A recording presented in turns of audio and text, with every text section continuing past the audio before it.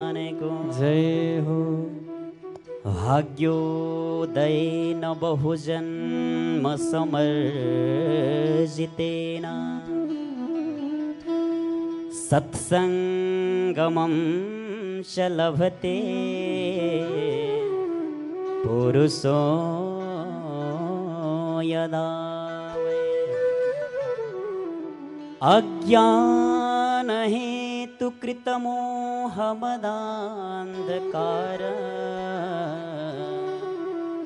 नासं विदाय हितदो दयते विवेकः। यस्तो अवसर हामीलाई कहिले प्राप्त हुन्छ त? सज्जन वृन्द, भाग्योदयेन बहुजन्म समर्जितेन, एक जन्मको होइन, दुई जन्मको होइन, जब जन्मौं जन्मान्तरको भाग्य उदय हुन्छ, हामी सारा पितृहरूको हामीलाई पूर्ण आशीर्वाद प्राप्त हुन्छ, तब मात्रै अवसर प्राप्त हुने गर्दछ। हाम्रो कर्मले, हाम्रो भाग्यले मात्रै पनि अझै प्राप्त हुन सक्दैन लाग्छ मलाई त यस्तो। जब भगवानले हामी प्रति अनुग्रह गरेर, कृपा गरेर, आफ्नो कृपा रूपी पिताम्बरले जब हामीलाई कसेर यहाँ बसाल्नुहुन्छ, तब मात्र यस्तो अवसर प्राप्त हुन्छ। पूर्ण भगवानको कृपा दृष्टि जब हामी माथि पर्छ, मान्नुहोस् जस जसले जहाँबाट यो सत्सङ्ग सुन्नु भएको छ, भगवानका अनन्य कृपा पात्र हुनुहुन्छ यहाँहरू सबैजना।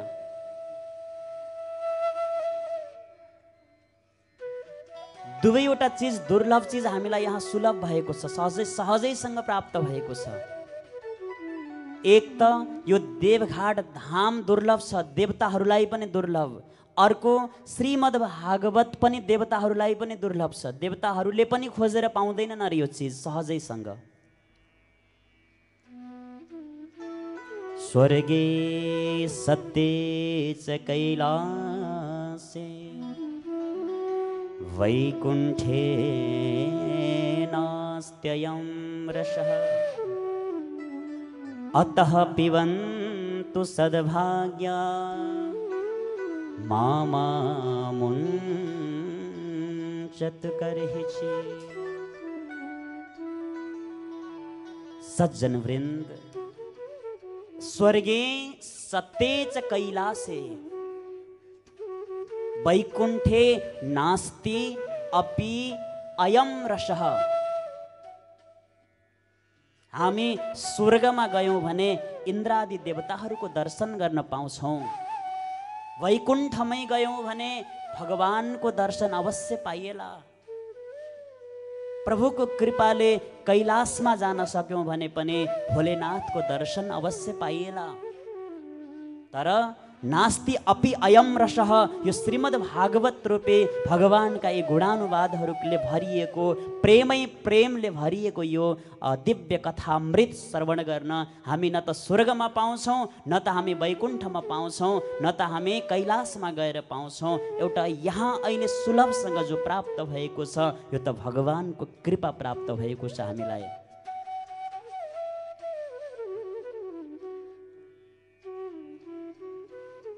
यस्तो दुर्लभ यो श्रीमद् भागवत छ। यो भागवत के हो त? भागवत भनेको के हो? यो भागवत किन सुन्नु पर्दछ? भागवत सुनेर के हुन्छ? भागवत कसले सुन्यो? सबैभन्दा पहिला यो भागवत भित्र के छ? सारा कुराहरू हामी संक्षेपमा महात्म्यको कथा श्रवण गर्यौं भने बुझ्न पाउँछौं।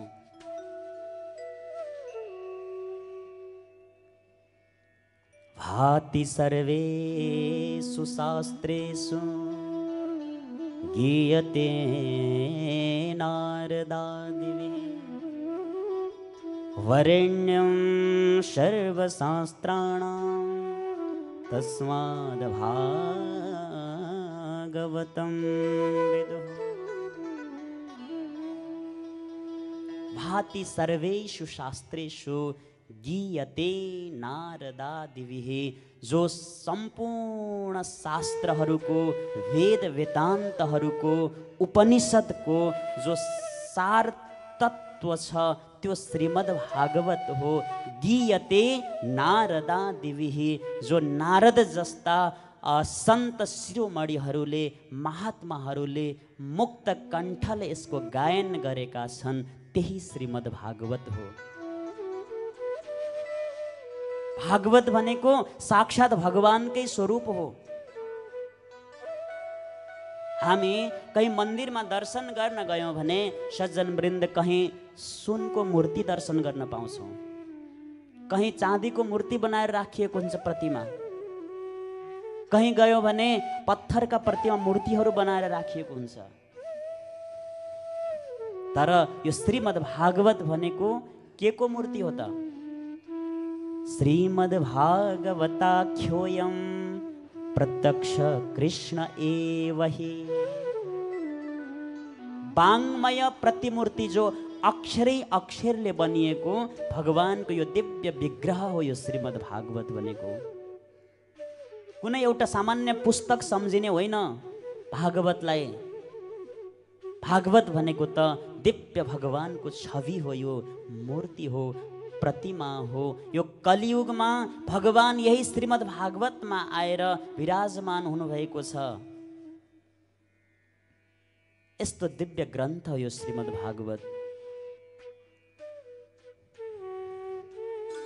र साधारण रूपले हामीले यदि बुझ्ने हो भने, मान्नुहोस् हजुरले पसलमा गएर एउटा कुनै मेसिनरी चिज, मोबाइल किनेर लिएर आउनुभयो, मान्नु हजुरले फ्रिज किनेर आउनुभयो,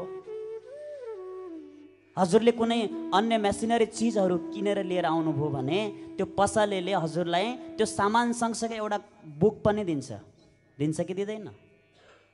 हो, किन त भन्दा त्यसलाई कसरी खोल्ने, त्यसलाई कसरी बन्द गर्ने, कसरी त्यसलाई चार्ज गर्ने, कहाँ कुन पोइन्ट हुन्छ, त्यो बुक हेर्दै पढ्दै अनि त्यसलाई कार्य गर्दै गयौँ भने त्यो राम्रोसँग हामी चलाउन जान्ने बन्छौँ।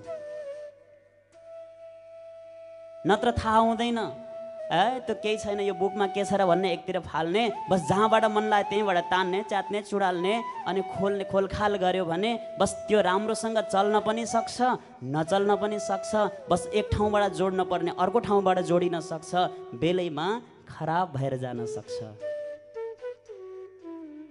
त्यस्तै झैँ यो भागवत भनेको भगवानले हामीलाई दिव्य मनुष्य चोला दिनुभएको छ। अब यो मनुष्य चोलालाई हामीले कसरी चलाउने, कति बेला के गर्ने, यो मनुष्य चोला भनेको के हो? बस यो मानव जीवनलाई चलाउने जीवन पुस्तिका हो यो श्रीमद् भागवत भनेको। बोले भक्तवत्सल भगवानको जय हो, कृष्ण कन्हैया लाल को जय हो। पाद्म ब्रह्म गृहीत चामर युगः वाराह संभीजितो ब्रह्मांडेन धृतात पत्रहस्ते स्कंदादिभिः संस्तुतः। जहाँ श्रीमद् भागवत को पुस्तक विराजमान हुन्छ त्यहाँ अरु सारा 18 पुराणहरू, उपपुराणहरू, वेद वेदान्तहरू बस दौडिँदै आउँछन् अरे भागवत भगवानको सेवा गर्नका लागि। पाद्म ब्रह्म गृहीत चामर युगः, पद्म पुराण आउँछन्, हातमा चमर लिएर भागवत भगवानलाई गर्मी नहोस्। यस्तै प्रकारले वाराह सम्बीजितो, वाराह पुराण आउँछन् अरे दौडिँदै दौडिँदै हातमा पंखा लिएर, यानी भागवत भगवानलाई गर्मी नलागोस्।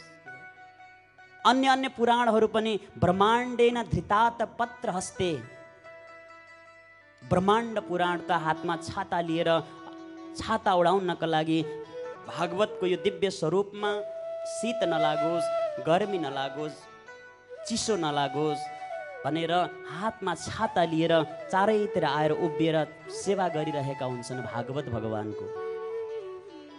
स्कन्दादिभिः संस्तुतः। स्कन्द आदि शब्दले हामी यो बुझ्नुपर्छ, स्कन्द आदि अरू सम्पूर्ण पुराणहरू भागवत भगवानको सेवाका लागि चारैतिर यहाँ विराजमान हुनुहुन्छ। यस्तो दिव्य यो ग्रन्थ हो भागवत। जीवनमा एक पटक हामी भागवत श्रवण गर्न पायौँ भने मान्नु सज्जन वृन्द अरू पुराण सुन्न पायौँ सक्यौँ भने राम्रै भयो। नभए पछुताउनु पर्दैन, हो मैले त्यो पुराण सुन्न पाइनँ, त्यो त छुट्यो, त्यो यस्तो भयो, त्यहाँ के छ होला, पछुताउनु पर्दैन अरे। किनभने सारा शास्त्र सारा वेद वेदान्तको निचोड यहाँ ल्याएर वेदव्यासजी महाराजले राखिदिनु भएको छ। बोले भक्तवत्सल भगवानको जय हो। आउनुहोस् एउटा छोटो भजन सँगसँगै हामी दिव्य भागवतको मङ्गलाचरणमा प्रवेश गर्नेछौँ। भगवानसँग प्रार्थना गरौँ, हे प्रभु हजुरको याद गर्ने हामी खुब प्रयास गर्छौँ, तर हजुरले लाग्छ कतै माया मार्नु भएको त होइन, बस एकैछिन मन हजुरको चरणमा लगाउँछौँ, फुत्केर फेरि जान्छ विषयमा, वासनामा, घरमा, परिवारमा। माला लिएर राधे कृष्ण कृष्ण कृष्ण राधे राधे राधे श्याम जप्न खोज्यो भने आधा मन्त्र हुन्छ, आधा त छोरा कहाँ गयो होलान्, यति बेला के गर्दैछन् होला, व्यवहार के भयो होला, यो मन फुत्केर जान्छ। किन त्यस्तो हुन्छ प्रभु? बस हजुरको त्यो पर्याप्त कृपा नभएर त होइन। हे कृष्ण हजुरले त माया मार्नु हो, हे कृष्ण हजुरले त माया मार्नु हो, हे कृष्ण हजुरले त माया मार्नु हो, हे कृष्ण हजुरले त माया मार्नु हो, माया मार्नु हो कृष्ण माया मार्नु हो, माया मार्नु हो कृष्ण माया मार्नु हो, हे कृष्ण हजुरले त माया मार्नु हो, हे कृष्ण हजुरले त माया मार्नु हो। हरि बोल। सबैले हात माथि गरेर ताली सेवा गर्दै जय हो।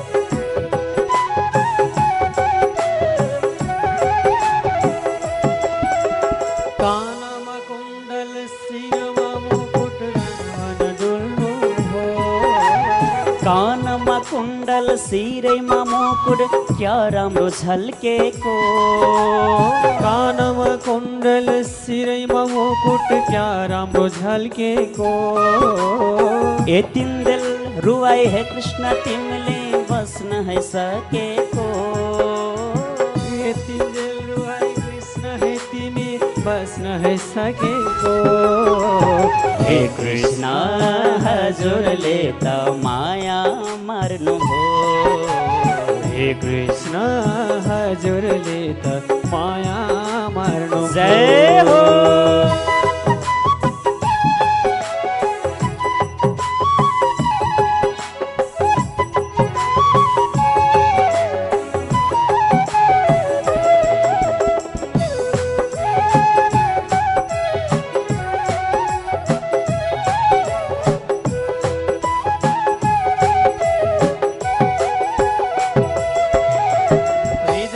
सजाया आँखामा लुकाई हामी छौँ बसेका, हृदयमा सजाय आँखामा लुकाई हामी छौँ बसेका।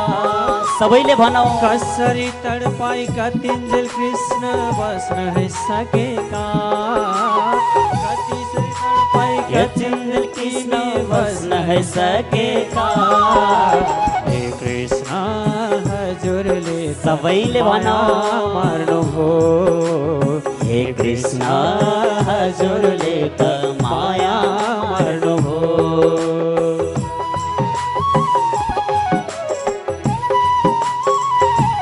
जय हो।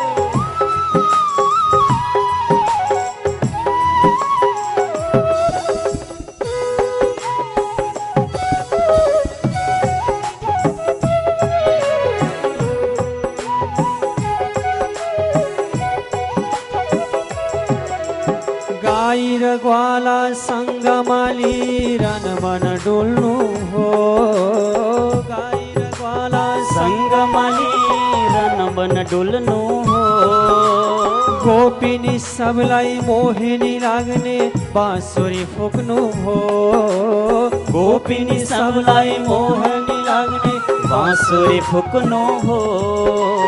हे कृष्ण जय हो। माया मार्नु हो, हे कृष्ण हजुरले त माया मार्नु हो। माया मार्नु हो कृष्ण माया मार्नु हो, माया मार्नु हो कृष्ण माया मार्नु हो। हे कृष्ण हजुरले त माया मार्नु हो, हे कृष्ण हजुरले त माया मार्नु हो। हे कृष्ण हजुरले त माया मार्नु हो। भोले भक्तवत्सल भगवान को, आनन्द कन्द भगवान को। अलि जोडले भनौँ है, जय भन्दाखेरि दिल खोलेर भन्नुपर्छ, कन्जुसाइ गर्नु हुँदैन। भगवानले यति दिव्य सुन्दर बोल्ने हामीलाई बाँडिदिनु भएको छ भने भगवानकै लागि जयकार लगाउँदा किन कन्जुसाइ गर्ने? प्रेमले भनौँ त एकपटक सबैले, बोले हरि हर भगवानको जय हो। त्यसरी भन्नुपर्छ है। सच्चिदानन्द रूपाय विश्वोत्पत्त्यादिहेतवे तापत्रय विनाशाय श्रीकृष्णाय वयं नमः। अब यहाँबाट प्रारम्भ हुन्छ भागवतको महात्म्यको मङ्गलाचरण। यहाँ पद्म पुराणले भगवान कस्तो हुनुहुन्छ, भगवानको स्वरूप कस्तो छ, भगवानले केका लागि अवतार लिएर आउनु भएको छ र उहाँको स्मरण गर्ने, नाम जप्ने भक्तहरूलाई के प्राप्त हुन्छ, सारा कुरा हामी बुझ्न सक्छौं एक श्लोकमा। सबैभन्दा पहिला प्रभु परमात्मा हामी जान्छौं, भगवान भगवान भगवान भगवान भन्दै भाउतारिरहेका छौं। आखिर प्रभु हुनुहुन्छ कस्तो थाहा छैन। गंगाजीमा स्नान गर्न गए भगवान जल जस्तो, मन्दिर भित्र गएर दर्शन गर्न गयो भने भगवान मूर्ति प्रतिमा त्यो मूर्ति जस्तो, तुलसीको वृक्षको अगाडि मठमा गयो भने भगवान तुलसीको वृक्ष जस्तो। आखिर भगवान हुनुहुन्छ कस्तो? जबसम्म त्यो स्वरूपलाई हामी बुझ्न सक्दैनौं, जबसम्म परिचय नै हुँदैन, कसैलाई चिन्नै सक्दैनौं भने त्यसको विशेषता अरु के छ भन्ने कुरा केही थाहा हुँदैन। अनि त्यो चीजमा प्रेम पनि हुँदैन अरे। चिन्दै नचिनेको व्यक्तिसँग प्रेम हुन्छ र हुँदैन? प्रेम हुनलाई राम्रोसँग परिचय हुनु पर्यो, घुलमेल हुनु पर्यो, कस्तो छ व्यवहार स्वभाव जान्नु पर्यो। त्यही भएर यहाँ सबैभन्दा पहिला भगवानको स्वरूप कस्तो छ, सच्चिदानन्द रूपाय। भगवानका विशेष गरेर तीनवटा स्वरूपहरू छन्। एउटा हो सत्य यानी सत्य स्वरूप। यो संसारमा हामीले जति पनि चिजहरू देखिरहेका हुन्छौँ ती सबै नाशवान छन्, एक दिन नाश भएर जान्छन्। हामीले बनाएको घर पनि एक दिन रहँदैन, हामीले जोडेको जग्गा पनि एक दिन रहँदैन, हामीले देखेका यी गाउँ सहरहरू पनि एक दिन विनाश हुने नै हुन्, हामीले देखेका यी नदी नालाहरू पनि एक दिन सुक्दै जान्छन्, एक दिन हर्लक्कै बढेर आउँछन्। यी पहाडहरू, यी नदी नालाहरू, यी वृक्ष वनस्पतिहरू, यी सबै चिज नाशवान हुन्। यो संसार नै सबै नाशवान हो। त्यही भएर भनिएको छ संसरतीति संसार, जो हरेक क्षण विनाशको तर्फ लम्किरहेको छ, धकेलिरहेको छ, परिवर्तन भइरहेको छ, बस त्यसैको नाम संसार हो। तर त्यो परिवर्तनको गति यति सूक्ष्म छ कि हाम्रा यी चर्म चक्षुहरूले देख्न सक्दैनौँ कतिपय परिवर्तनलाई। 2 साल अगाडि हामी नै यस्ता थिएनौँ, अब बिस्तारै अब चाउरी पर्न थाले यताउताबाट, होइन? कसैको बाल फुल्न थाले। बिस्तारै बिस्तारै यो परिवर्तन भइरहेको छ, यानि विनाशको तर्फ, मृत्युको तर्फ हामी धकेलिरहेका छौँ। यही संसार हो। तर भगवान कस्तो हुनुहुन्छ? सत्यम। बस पहिला पनि उस्तै हुनुहुन्थ्यो, अहिले पनि उस्तै हुनुहुन्छ, अब पछि भविष्यमा पनि प्रभुको त्यो सत्ता उस्तै नै रहन्छ। कहिल्यै पनि परिवर्तन हुनुहुन्न प्रभु परमात्मा, सधैँभरि उस्तै। त्यही भएर भगवानको पहिलो स्वरूप कस्तो छ त भन्दाखेरि सत्य स्वरूप छ। अब प्रभुको दोस्रो स्वरूप सच्चिदानन्द रूपाय। सत अनि चित यानी चैतन्य स्वरूप हुनुहुन्छ प्रभु परमात्मा। यानी चैतन्य भनेको हामी हो। मन्दिरमा दर्शन गर्न गयौँ भने मन्दिरको त्यो मूर्ति, त्यो प्रतिमा बोलेको हामीलाई अनुभव हुँदैन। बस हामी जान्छौँ, गएर भोग लगाउँछौँ, बस आफूले भोग लगाएको प्रसाद फर्काएर लिएर आउँछौँ। ल भगवानलाई चढाउँ, हे भगवान ल भन्छौँ, फेरि फर्काएर लिएर आउँछौँ। त्यो प्रसाद हामीले चढाएको प्रसाद ग्रहण गर्नुहुन्न प्रभुले। सर्लक्कै लल्यौ कुन प्लास्टिकमा ल्याएका छौ, कुन टपरीमा ल्याएका छौ, के चाँदीको थालमा छ कि सुनको थालमा छ कि भनेर हेर्नुहुन्न प्रभुले। थाहा नै पाउँदैनौँ प्रभुले चलेको बोलेको हामी। त भगवानले लिनु भएन, हामीले त्यो ग्रहण गरेको देखेनौँ भनेर के भगवान जड हो त? होइन। प्रभु परमात्मा जड होइन, भगवान चैतन्य हुनुहुन्छ, भगवान चल्नुहुन्छ, भगवान खेल्नुहुन्छ, भगवान हामीसँग प्रत्यक्ष भएर बोल्नुहुन्छ। बस हामीले भजन गाएर दिव्य भगवानलाई सङ्गीत सुनायौँ भने भगवान हाम्रै साथमा छमछम नाच्नुहुन्छ। भगवान हाम्रो अगाडि साथी बन्न तयार हुनुहुन्छ, हाम्रो अगाडि भगवान पिता बन्न तयारी हुनुहुन्छ, भगवान हाम्रो अगाडि पुत्र बन्न तयार हुनुहुन्छ। तर त्यो भाव, त्यो प्रेम हाम्रो हृदयमा हुनु पर्यो। त्यो प्रेमको कमी छ हामीमा। भगवान नबोल्नु भएको त होइन नि त। अर्जुनसँग सखा बनेर सँगसँगै हिँड्नुहुन्थ्यो, रथ हाँकेर गोपीहरूको बीचमा सँगसँगै ताताथैया गर्दै नृत्य गर्नुहुन्थ्यो। सबरीको घरमा गएर भगवानले काँचो बयर पनि खाएर आउनुभएको थियो। बस प्रभु खानुहुन्छ, खेल्नुहुन्छ, कुद्नुहुन्छ।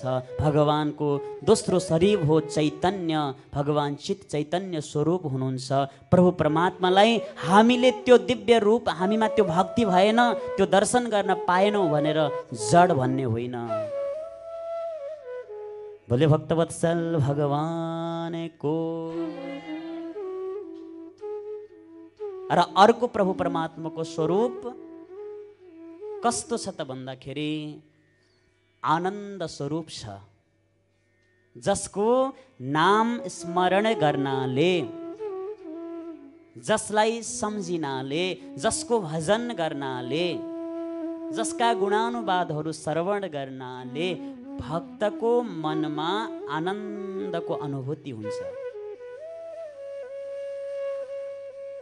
विचार गर्नुहोस् हजुरले, संसारको वासनाले, विषयले, चिन्ताले, टेन्सनले ग्रसित हुनुभएको छ भने पनि यदि भगवानको मन्दिरमा आएर 5 मिनट हजुरले हात जोडेर भगवानमा समर्पित भएर प्रार्थना गर्नुभयो भने एकैछिनको लागि भए पनि ती सारा चिन्ताहरू नाश भएर जान्छन्।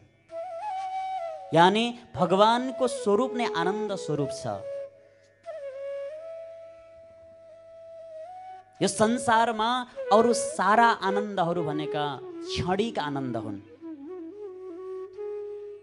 तर भगवानको जो दिव्य चरण कमलको जुन आनन्द छ त्यो आनन्द कहिल्यै नाश हुन सक्दैन। बस उहाँको भजन गाए पनि आनन्द, उहाँको कथा सुने पनि आनन्द, उहाँको ध्यान गरे पनि आनन्द, उहाँको पूजा गरे पनि आनन्द। बस हर क्षण, हर ठाउँमा, हर क्षेत्रमा आनन्दै आनन्द छ। त्यही भएर भगवानको दिव्य स्वरूप मानिन्छ आनन्द स्वरूप, यानी सत यानी सत्य स्वरूप, चित माने चैतन्य स्वरूप र साक्षात आनन्द स्वरूप। बोले सच्चिदानन्द भगवानको जय। भगवानका यस्ता दिव्य स्वरूपहरू छन्। अब चिन्यौँ प्रभुलाई, भगवान कस्तो हुनुहुँदो रहेछ थाहा भयो नि। कस्तो हुनुहुन्छ प्रभु?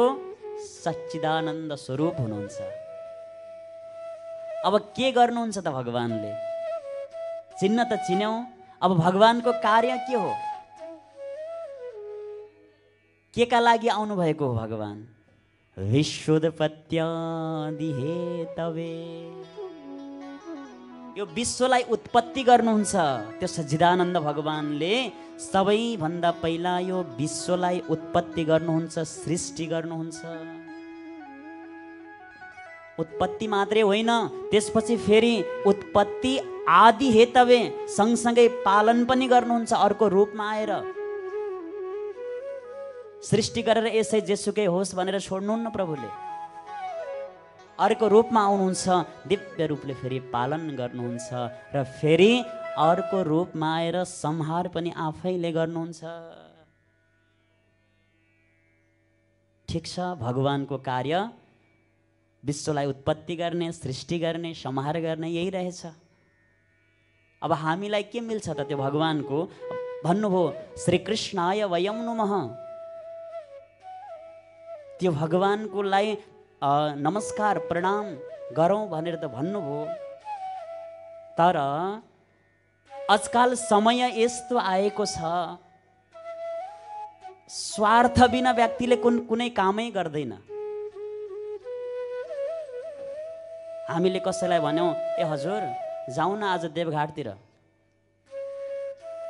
उत्तर के आउँछ? के पाइन्छ त्यहाँ गएर? ए हजुर आज जाउँ न कथा सुन्न, त्यहाँ गएर के मिल्छ? आज जाउँ न उतातिर यस्तो काममा, मलाई कति फाइदा हुन्छ? बस स्वार्थले भरिएको संसार छ। अब यो स्वार्थले भरिएको संसारमा त्यसै भगवानको नाम जप्नेवाला कोही छैन। त्यो सच्चिदानन्द भगवानलाई जपेर हामीलाई के प्राप्त हुन्छ? तापत्रय विनाशाय। 3 प्रकारका तापहरू हुन्छन् अरे क्या जीवनमा। 3 प्रकारका तापहरू के हुन्छन् भन्दा, एउटा हुन्छ आध्यात्मिक ताप, एउटा हुन्छ आदि दैविक ताप र अर्को हुन्छ आदि भौतिक ताप। दैहिक दैविक भौतिक तापा। यस्ता तीनवटा तापले सताइरहेको हुन्छ अरे व्यक्तिहरूलाई। अब हजुरले अलि बुझ्नु भएन होला, आध्यात्मिक, आदि दैविक, आदि भौतिक भनेको के हो भन्ने कुरा बुझ्नु भएन जस्तो लाग्यो। सजिलो भाषामा भन्दा आध्यात्मिक, आदि दैविक, आदि भौतिक भनेको तन दुखी, मन दुखी अनि धन दुखी। यी तीनवटा प्रकारको तापले कसैलाई कुन तापले सताएको छ, कसैलाई कुन तापले सताएको छ, कसैलाई कुन तापले सताएको हुन्छ। जस्तै मान्नुहोस्, धन सम्पत्ति त प्रशस्त छ भगवानको कृपाले, केही कमी छैन। जति लाए पनि पुग्छ, जति खाए पनि पुग्छ। 2-4 लाखको मोटो मोटो गद्दा पलङहरू सेटहरू ल्याएर सुते पनि पुग्छ। तर बस बिरामी छ, निद्रा लाग्दैन हैन, सुतेपछि निद्रै आउँदैन। खाना त जति 84 व्यञ्जन प्रत्येक दिन बनाएर खाए पनि पुग्छ, तर खाने बेलामा सुक्खा रोटी र दालको पानीसँग निल्नु पर्छ।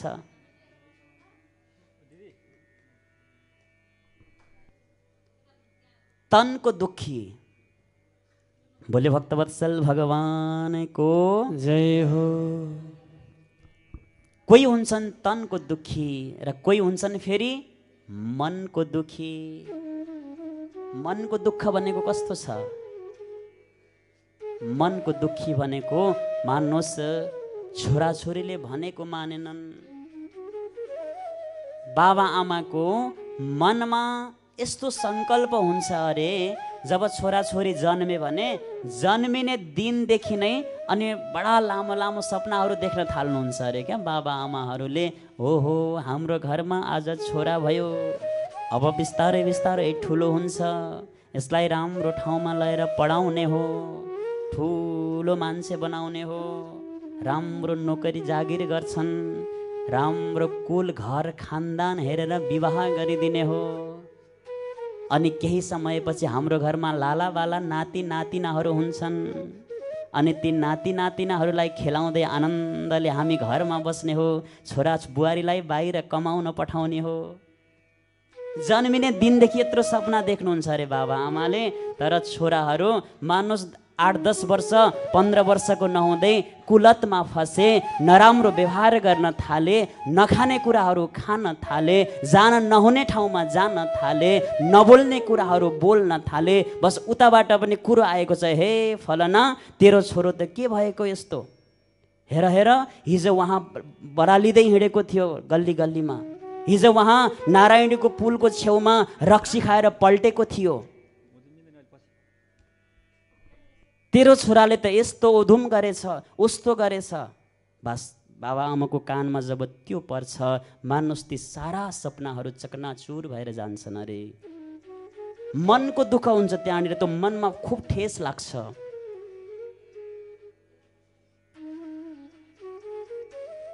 मन दुखी, अर्को धन दुखी। अब धन दुखी भनेको त बुझ्नुभयो हजुरहरूले, जहाँ सुत्यो त्यही निद्रा लाग्छ, खुब मेहनत गर्छ, दिनभरि अर्काको खेतमा गएर बारीमा गएर कोदाली चलाउँछ, हल चलाउँछ। बस त्यो जहाँ पल्ट्यो त्यही निदाउँथ्यो, सुत्ने समय छैन उसँग। बस दिनभरि मेहनत गरेर 500-1000 रुपियाँ कमाएर लिएर आउँछ। बस घरमा आएर साँझको छाक टार्ने कि छोराछोरीहरूलाई खेलौना किनिदिने कि, कपी पेन्सिल किनिदिने कि, ड्रेस किनिदिने कि, मिठो मसिनो केही कुरा खुवाउने कि, चाडपर्व मनाउने कि, अतिथिहरूको सेवा सत्कार गर्ने कि। बस धनको दुखी हुन्छ। खाना त खुब रुच्थ्यो, 1-2 किलो चामलको लागि साथी चाहिँदैन थियो, तर छैन रासन। धनको दुखी। यी तीनवटा दुःखहरू मध्येमा सबैजनालाई कुनै न कुनै दुःखले छोएकै हुन्छ मान्नुहोस्। अहिलेसम्म कसैले पनि भन्न सक्दैन अरे म चाहिँ पूर्ण रूपले सुखी छु भनेर। कसैको शरीर ठिक छैन, कसैको मनमा चिन्ता छ, टेन्सन छ, के हुने हो कसो हुने हो, यतिका सम्पत्ति त कमाए अब यो कहाँ अपचलन हुने हो कि, बस यसको रक्षा राम्रोसँग नहुने हो कि। अनेक प्रकारका दुःखहरूले सताइरहेको हुन्छ। तर तापत्रय विनाशाय श्रीकृष्णाय वयं नुमः। त्यो भगवान श्रीकृष्णलाई प्रणाम गर्यो भने, त्यो भगवानको कथा श्रवण गर्यो भने, त्यो भगवानका लीलालाई प्रभु परमात्माका ती दिव्य अमृत रूपी ती वाणीहरूलाई श्रवण गर्यो भने ती तीनै प्रकारका तापहरू पनि नाश हुन्छन्। त्यही भएर भगवानको स्वरूपको ध्यान गर्नुपर्छ, भजन गर्नुपर्छ, कीर्तन गर्नुपर्छ भनेर भनिएको हो। बोले भक्तवत्सल भगवानको जय हो। हरे तंदो खीर मंदो खे कोई धंदो खे, तंदो खीर मंदो खे कोई धंदो खे।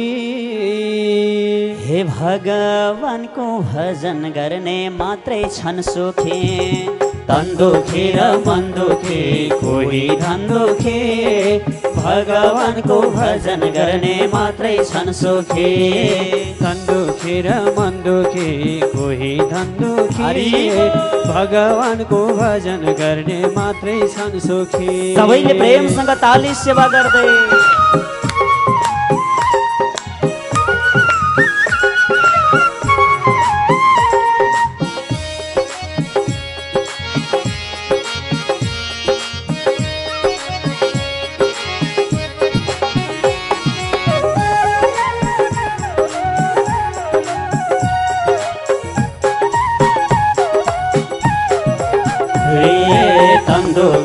मंदो खे कोही धंदो खे। भगवान को भजन गर्ने मात्रै छन् सुखे, तंदो खीर मंदो खे कोही धंदो खे। भगवान को भजन गर्ने मात्रै छन् सुखे। जय हो।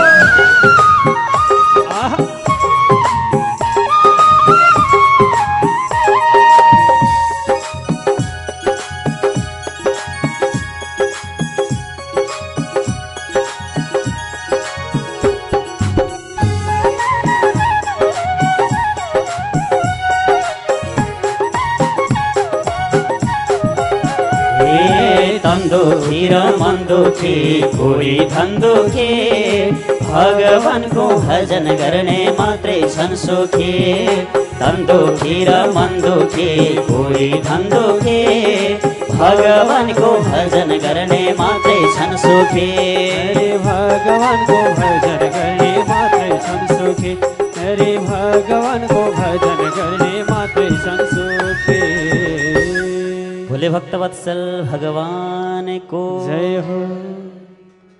कोई तन दुखी कोई मन दुखी,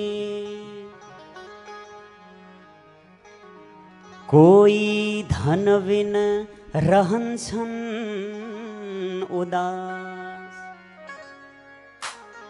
थोरै थोरै सब दुखी, सुखी राम का दास।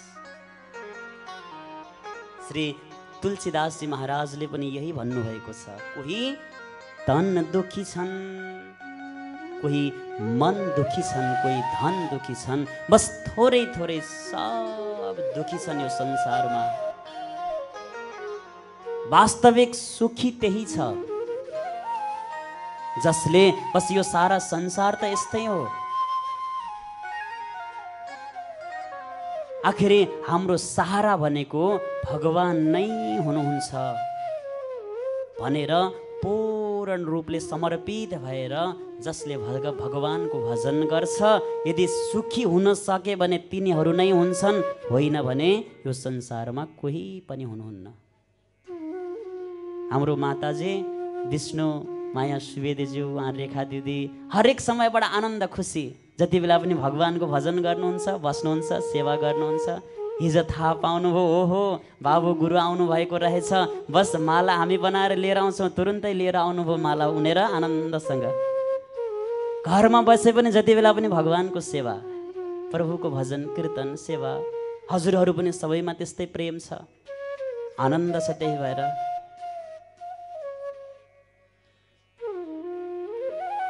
तसर्थ भगवानको सेवामा भजनमा बडा दिव्य आनन्द मिल्छ।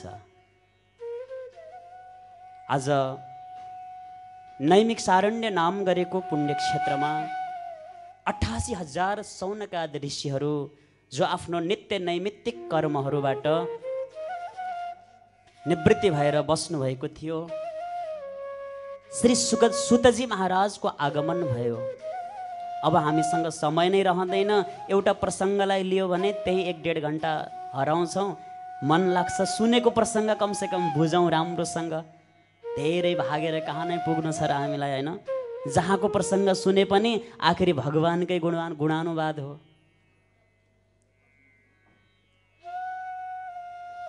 त नैमिषारण्य नाम गरेको पुण्य क्षेत्रमा 88,000 शौनकादि ऋषिहरूले आफ्ना नित्य नैमित्तिक कार्यहरूलाई पूर्ण गरेर बस्नु भएको थियो। उताबाट श्री सुतजी महाराजको आगमन भयो। टाढैबाट सुत नाम गरेका गुरु जब आउनुभयो, सारा त्यो ऋषि मुनिहरू सबैजना आफ्नो आफ्नो स्थानबाट उठ्नुभयो। उठेर नतमस्तक भएर साष्टाङ्ग प्रणाम गर्दै स्वागत गर्दै हुनुहुन्छ, सम्मान गर्दै हुनुहुन्छ। एक एक शब्द शब्दमा भागवतमा हामीले जीवनमा बुझ्नुपर्ने कुराहरू हुन्छन्। अब यहाँ सिकाउनु भएको छ, आफूभन्दा विशिष्ट व्यक्ति, आफूभन्दा ठुलो व्यक्ति, माता पिता गुरुजनहरू आउँदाखेरि जुरुक्क उठेर नतमस्तक भएर सम्मान गर्नुपर्छ। मान्यजनहरू विद्वत वर्गहरू आउँदाखेरि एकतिर फर्केर धुम्म परेर कहिले बस्नु हुँदैन। उठेर सकिन्छ भने सेवा गर्ने, अरू केही छैन भने बस फुलको थुङ्गा टिपेर लिएर आउने, गुरुको मान्यजनको व्यक्तिको हातमा राखिदिने, प्रणाम गर्ने, नतमस्तक हुने, स्वागत गर्ने, सम्मान गर्ने, शरणमा पर्ने, चरणमा पर्ने, त्यस्तो गर्नुपर्छ। आज सुतजी महाराज जब आउनुभयो त सारा नैमिषारण्यका त्यो ऋषिमुनिहरू 88,000 ऋषिहरू उठेर नतमस्तक भएर सम्मान गर्न थाले, स्वागत गर्न थाले। सुतजी मात्र 16 वर्षको हुनुहुन्थ्यो। त्यो ऋषिहरू हजारौं वर्षका वृद्धहरू थिए। हजारौं वर्षसम्म त्यो भगवानका दिव्य दिव्य गुणानुवादहरू श्रवण गरेर, भजन गरेर, कीर्तन गरेर बस आफ्नो जीवन व्यतीत गरिसक्नु भएको थियो। तर एउटा सानो 16 वर्षको त्यो बालक आउँदाखेरि त्यस्ता ती वृद्ध महापुरुषहरू उठेर नतमस्तक भएर स्वागत गरे, सम्मान गरे। अब यो कुरा सुतजीलाई आफैलाई अलि अप्ठ्यारो लागेछ यो देखेर। वृद्धहरूको सेवा त मैले गर्नुपर्ने, हजारौं वर्ष तपस्या गरेका यी साधकजनहरू, म एउटा सानो बालक आउँदा यति धेरै नतमस्तक भएर स्वागत र सम्मान गर्नुभएको छ। हे ऋषि हो, हजुरहरूले यो के गर्नुभएको? आज ते शौनकादि ऋषिहरूले भन्नुहुन्छ, धन वृद्धा बल वृद्धा आयु वृद्धा तथैव च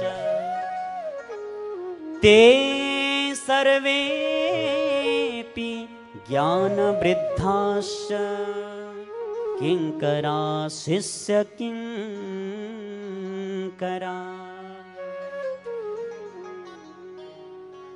हे गुरुदेव, यो संसारमा कोही धनले श्रेष्ठ हुन्छन्, कोही धेरै उमेरसम्म बाँचेका हुन्छन्, उमेरले श्रेष्ठ हुन्छन्, कोही खुब बलशाली हुन्छन्, बलले श्रेष्ठ हुन्छन्। हो, हजुरहरू मभन्दा उमेरले श्रेष्ठ हुनुहुन्छ, उमेरले धेरै वृद्ध हुनुहुन्छ। ऋषिहरूले भन्नुहुन्छ हो, हजुरभन्दा हामी उमेरले जेठा छौँ, श्रेष्ठ छौँ। तर शास्त्रले सर्वश्रेष्ठ कसलाई मान्छ, सबैभन्दा ठुलो कसलाई मान्छ त भन्दा धन वृद्धा, बल वृद्धा, आयु वृद्धा, तथैव च ते सर्वेपि ज्ञान वृद्धाश्च। तर ती सबैभन्दा आखिरी सर्वश्रेष्ठ को हुन्, सबैभन्दा ठुला को हुन्छन् त भन्दा उमेरले सानो किन नहोस् तर ज्ञानले श्रेष्ठ छन् भने सबैभन्दा ठुला तिनै हुन्, सबैले पूजनीय तिनै हुन्, सबैले माननीय तिनै हुन्छन्, सबैले सम्माननीय तिनै हुने गर्दछन्। तसर्थ यो त्रिभुवनको, यो पृथ्वीको, यो संसारको बाहिरी अन्धकार जो अँध्यारो छ, त्यो अँध्यारो त जब बिहानै सूर्यको उदय हुन्छ अनि अँध्यारोको नाश भएर जान्छ। तर व्यक्तिको हृदयगत जुन अँध्यारो छ, अज्ञान रूपी जुन अन्धकार छ, त्यो अन्धकारलाई नाश गर्ने सामर्थ्य सूर्यनारायणमा पनि हुँदैन गुरुदेव। जुन सामर्थ्य हजुरमा छ, अज्ञान ध्वंत विध्वंस कोटि सूर्य समप्रभ।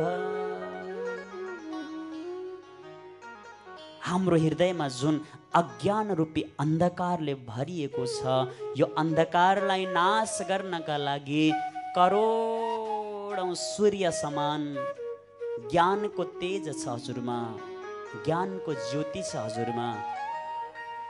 ज्ञानले हामी हामी भन्दा हजुर धेरै श्रेष्ठ हुनुहुन्छ। त्यही भएर हजुरमा हामी नतमस्तक भएका हौं।